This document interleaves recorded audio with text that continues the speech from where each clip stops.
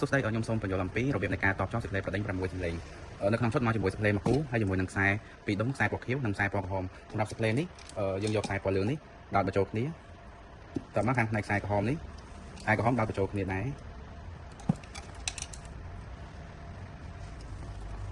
នេះគឺដាក់ទៅខាងភ្លើង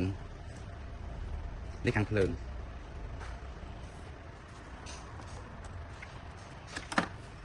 តមកខាងពណ៌ខៀវនេះគឺខាងផ្នែកម៉ាស់នេះយើងភ្ជាប់ជាមួយនឹងកងតាក់ Joseph Play และនេះគឺជាគម្រោងកងតាក់ Joseph Play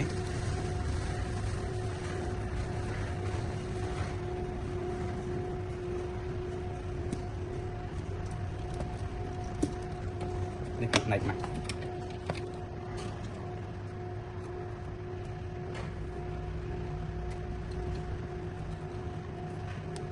បែបនេះជាការស្ដាច់របៀបតោះក៏មានភាពងាយស្រួល